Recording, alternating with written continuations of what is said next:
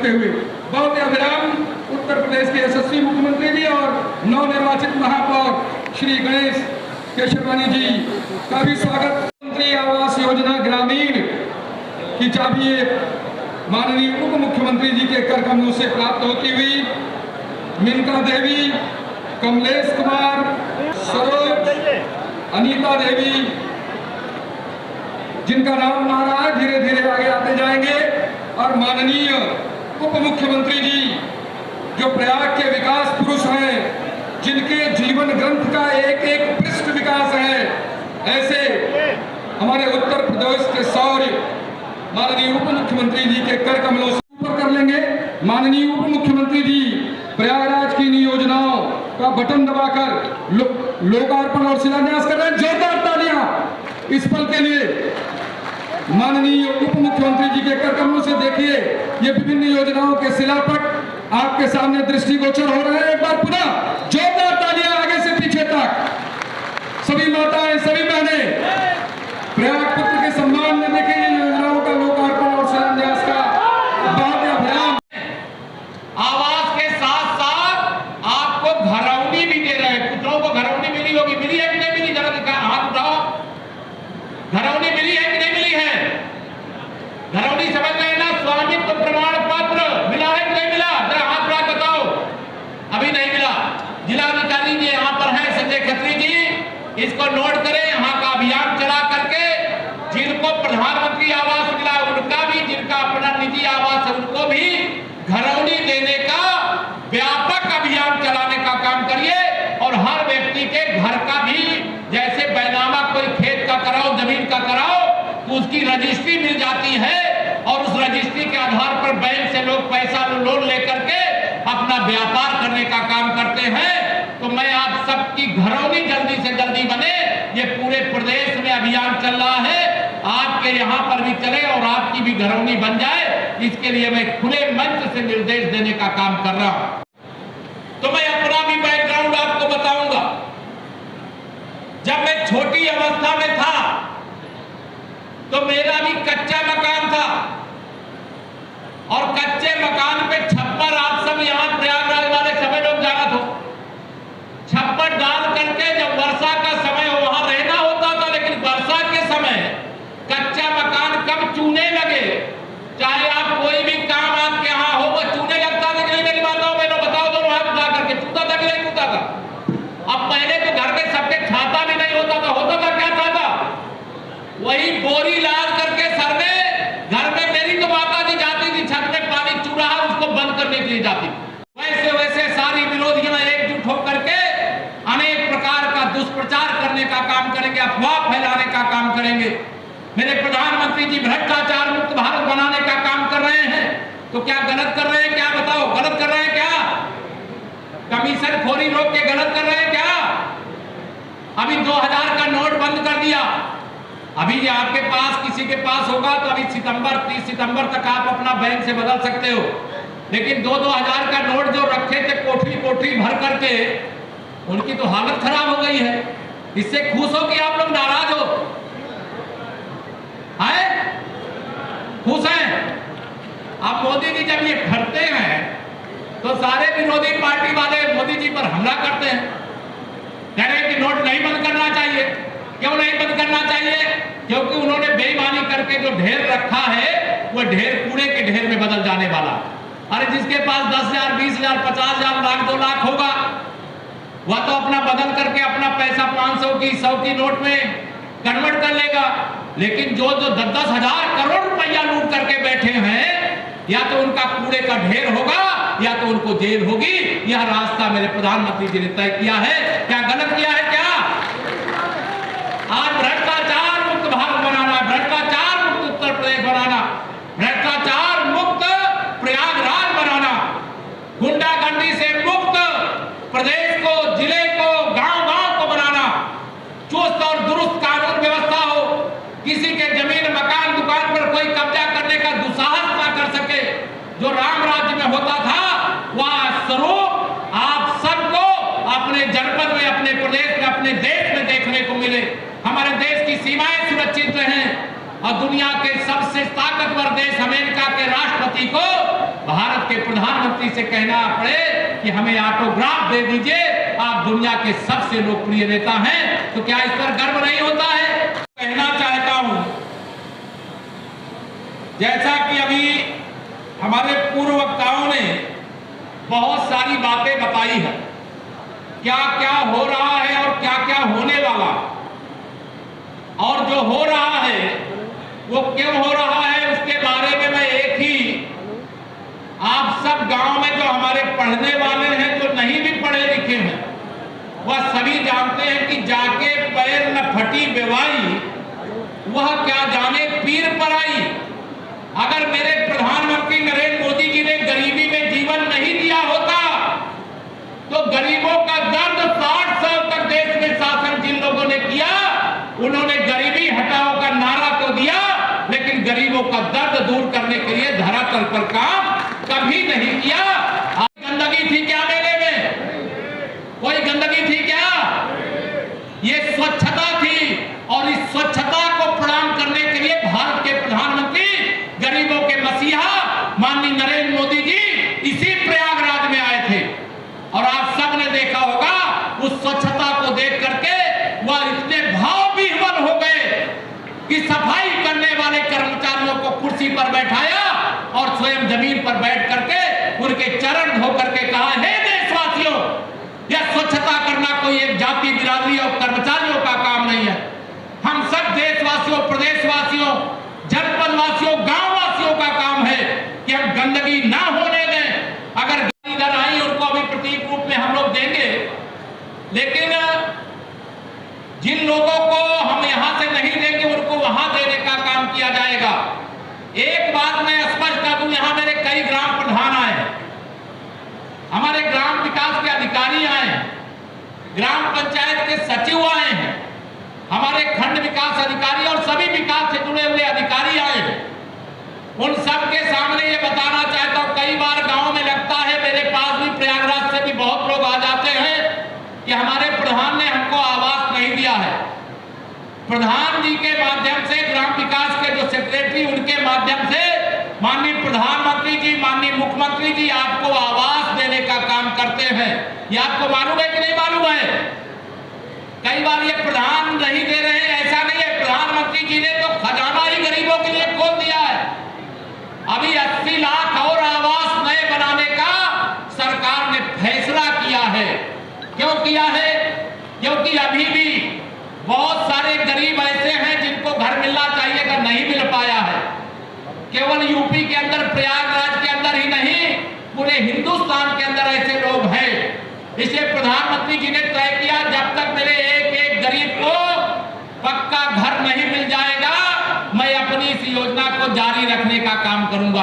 15 रुपया में विकास करेंगे, तब तो उन भ्रष्टाचारियों की तिजोरी भर जाती है, और मेरा गरीब जिस संकट में पैदा होता, उसी संकट में जूझते जूझते मर जाता था, लेकिन उसको कभी पक्का घर मिल जाए या स्वप्न में भी नहीं सोच सकता था। लेकिन आज जब भ्रष्टाचार पर चोट हुई है, बेईमानी करने वालों से वसूली हुई है, और आपको जो पैसा मिलना चाहिए डायरेक्ट, चाहे हमारे प्रधानमंत्री जी दिल्ली से भेजे, चाहे आदरणीय मुख्यमंत्री जी हमारे लखनऊ से भेजे, आपके खाते में पैसा पहुंचता है कि नहीं पहुंचता? बताओ, दोनों हाथ उठा के बताओ, आपके खाते में पैसा पहुंचता है कि नहीं पहुंचता है? आपके खाते में पैसा पहुंचता है, इसलिए कोई बिचौलिया बीच में नहीं रहता। अन्यथा अगर आपको 1,20,000 रुपया मिलता, तो उसमें से 85% ये बेईमान खा जाते, आप 15% में अपना घर बना पाते क्या? 12,000 शौचालय का मिलता, उसमें 85% ये खा जाते, तो आपका घर बन पाता क्या? आज यह सारा परिवर्तन इसलिए हुआ है कि माननीय नरेंद्र मोदी जी के पास विजन है। हम सब गांव के रहने वाले हैं। मैं जब छोटा था, हमारे गांव में तालाब थे, अब आप सबके गांव में भी तालाब थे, बड़े बड़े तालाब थे। आज भी जिन गांव में तालाब बचा है, गांव का बच्चा शहर में जो स्विमिंग पूल में तैरते हैं, उनसे अच्छा तैरना जानता है। जब मैं छोटा था, अपने गांव में तालाब में तैर करके मैं डुबकी अंदर ही डुबकी लगा करके कम से कम 60 मीटर तक चला जाया करता था। आज मैं आपको इसलिए ये बात बता रहा हूं,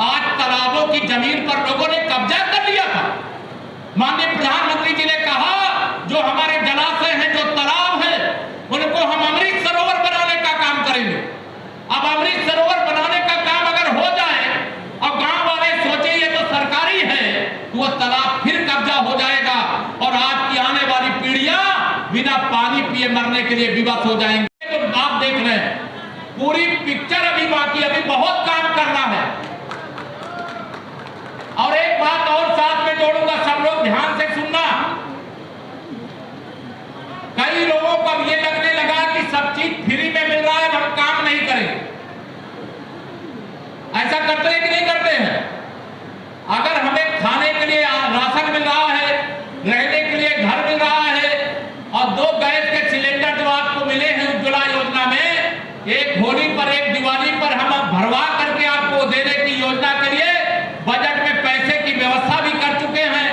अगर घर में कोई बीमार हुआ तो आयुष्मान कार्ड से 5 लाख रुपए तक का इलाज हो जाएगा। आपके बच्चे हैं तो स्कूल में पढ़ने जा रहे हैं, उनको ड्रेस भी मिल रहा है, किताब भी मिल रही है, कापी भी मिल रहा है, सारी सुविधाएं मिल रही हैं। तो आप में से कई लोगों को ऐसा लगने लगता है अब काम करने की क्या जरूरत है।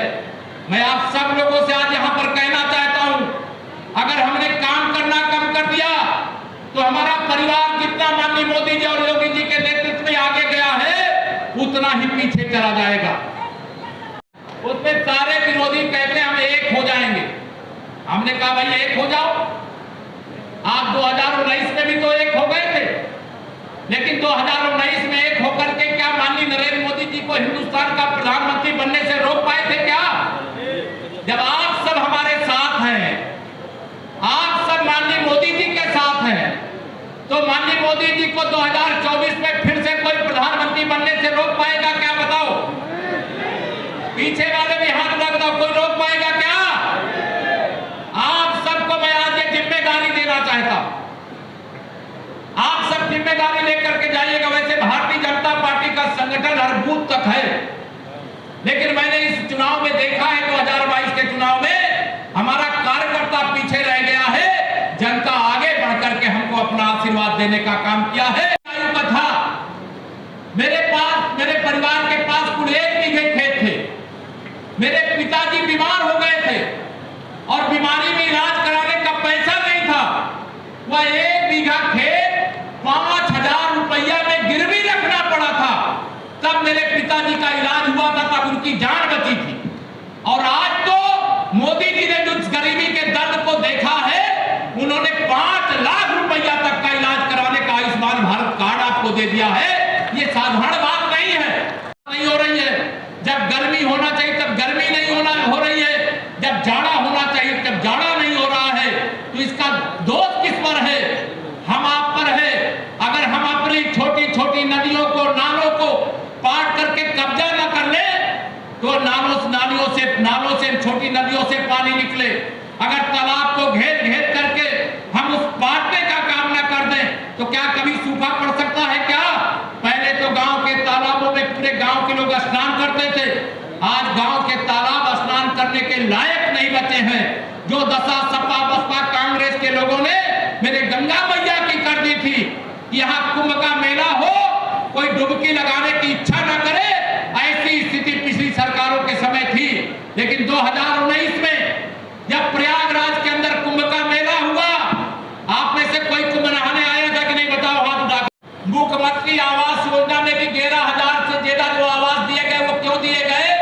कि जो 2011 के समय प्रधान थे, जो उस समय की सरकार थी, उस सरकार के समय जो सूची बनी थी, कई लोगों ने जो गरीब था उसका नाम तो सूची में नहीं डाला, लेकिन जो अमीर था उसका नाम सूची में डाल दिया, उसका बीपीएल में नाम है। सही है कि नहीं सही है? बताओ। अब यह सब ठीक करने का काम हमारी सरकार कर रही है। जो गरीब है उसकी जाति क्या है ये हम लोग नहीं देखते, वो हिंदू है कि मुसलमान है यह भी हम नहीं देखते। अगर गरीब है और उसको घर की जरूरत है तो वह घर देने के लिए सरकार योजना बना करके आपको घर देने का काम करती है। अब मैं खुले मंच से आप सबको कहना चाहता हूं, हमारी समूह की दीदियों को भी अभी यहाँ बहुत सारा कई सामान, कई प्रकार के चेक, डेमो चेक भी देने का काम करना है।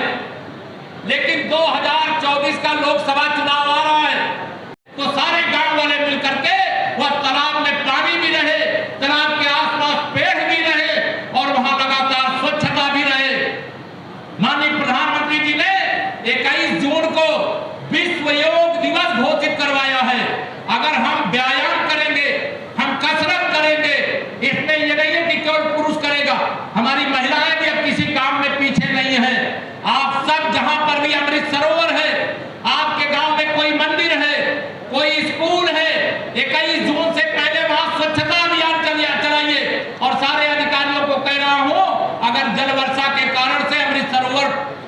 से लबालब नहीं होता है तो सारे अमृत सरोवर में पानी भरवाने का भी काम करिए। और अमृत सरोवर नहीं, अभी देख रहे थे आप फिल्म में क्या दिखा रहा था, वो हमारे गांव का अमृत सरोवर हमारे गांव का तीर्थ स्थल बन रहा है। हमारे नन्हे मुन्ने बच्चे छोटी छोटी नाव में बैठ करके उसके अंदर तैरते हैं, खेलते हैं, खेलने के स्थान बनाए जा रहे हैं। या जो बदन आया है उस बदन में आपको सबको साथ देना चाहिए कि नहीं देना चाहिए, बताओ? कि हम ताश के पत्ते खेल करके समय बर्बाद नहीं करेंगे, बल्कि अपना पसीना बहा करके अपने परिवार को, जो हमसे आगे निकल गए परिवार हैं, उनके बराबरी पर ला करके खड़ा करने के लिए काम करेंगे। करोगे? करोगे? दोनों हाथ ला के करोगे? पूरे दुनिया में बहुत बड़े बड़े पैसे वाले देश हैं, लेकिन दुनिया में आबादी में हम नंबर 1 पर हैं, लेकिन अभी पैसे में हम नंबर 5 पर हैं। पहले तो कोई नंबर ही नहीं था, लेकिन माननीय मोदी जी ने कहा कि हम 2047 तक, जब हमारे देश के आजादी के 100 साल पूरे होंगे, तब हम दुनिया में सबसे ज्यादा पैसा वाले देश होंगे। और उसके लिए मोदी जी का ये कहना है कि आप सब लोग मेहनत करो और पैसा अपना कमा करके अपना जमा करो। और मैं जानता हूं, आपको याद दिला रहा, मैं अगर शेयर नहीं करूंगा तो मुझे लगेगा अधूरा रहे। अच्छी गल है, चाहे वो सपा वाले हो, चाहे बसपा वाले हो, चाहे कांग्रेस वाले हो, वो सब चाहते हैं जो गरीबों का घर बना रहा है वो अब सरकार में ना आने पावे। आप सब बताओ, मोदी जी को फिर से देश का प्रधानमंत्री बनना चाहिए कि नहीं? दोनों हाथ उठा के बताओ जरा, दोनों हाथ उठा के बताओ। अब ये जैसे फोटो देखेंगे विरोधी दल के लोग, उनके अंदर खलबली मच जाएगी। क्यों खलबली मच जाएगी? कि अभी 2022 का विधानसभा चुनाव हुआ, सबने समर्थन किया है, लेकिन विशेष तौर से मेरी मातृशक्ति ने, माताओं बहनों ने जितना समर्थन भारतीय जनता पार्टी को दिया है, उसके लिए भारतीय जनता पार्टी की दोनों सरकार आपकी ऋणी है और आपकी सेवा में हम कोई कमी नहीं छोड़ेंगे। अच्छी गल है, चाहे वो सपा वाले हो, चाहे बसपा वाले हो, चाहे कांग्रेस वाले हो, वो सब चाहते हैं जो गरीबों का घर बना रहा है वो अब सरकार में ना आने पावे। आप सब बताओ, मोदी जी को फिर से देश का प्रधानमंत्री बनना चाहिए कि नहीं? दोनों हाथ उठा के बताओ जरा, दोनों हाथ उठा के बताओ। अब ये जैसे फोटो देखेंगे विरोधी दल के लोग, उनके अंदर खलबली मच जाएगी। क्यों खलबली मच जाएगी? कि अभी 2022 का विधानसभा चुनाव हुआ, सबने समर्थन किया है, लेकिन विशेष तौर से मेरी मातृशक्ति ने, माताओं बहनों ने जितना समर्थन भारतीय जनता पार्टी को दिया है, उसके लिए भारतीय जनता पार्टी की दोनों सरकार आपकी ऋणी है और आपकी सेवा में हम कोई कमी नहीं छोड़ेंगे। आप सभी को बहुत बहुत प्रणाम करते हुए, बड़े गर्व की बात है, देश और प्रदेश की जो सरकार आप सब लोगों ने अपना आशीर्वाद देकर के बनाया, वह गरीब कल्याण के लिए समर्पित है, महिलाओं के सशक्तिकरण के लिए समर्पित है, गांव के गलियों के विकास के लिए समर्पित है। उसी के क्रम में आज, इसी क्रम में उप मुख्यमंत्री जी का अभिनंदन करते हुए डीएम सर, इसी क्रम में महापौर का भी अभिनंदन करेंगे। डीएम सर, महापौर का भी अभिनंदन। मुख्य विकास अधिकारी प्रयागराज, माननीय सांसद फूलपुर का अभिनंदन। मुख्य विकास अधिकारी प्रयागराज।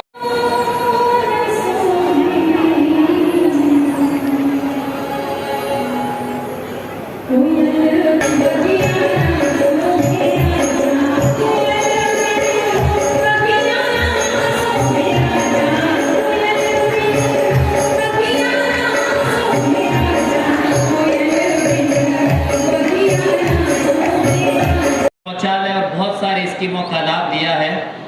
मैं इसके साथ ही हमारे माननीय सांसद फूलपुर केसरी देवी पटेल जी का स्वागत अभिनंदन करते हैं। हम हमारे माननीय सांसद भदोही रमेश चंद्र बिंद जी का बहुत बहुत स्वागत करते हैं और माननीय विधायक शहर उत्तरी हर्ष वाजपेयी साहब का स्वागत अभिनंदन करते हैं। हम हमारे माननीय एमएलसी श्री सुरेंद्र चौधरी साहब का, हम माननीय एमएलसी केपी श्रीवास्तव साहब का और एमएलसी साहब निर्मला पासवान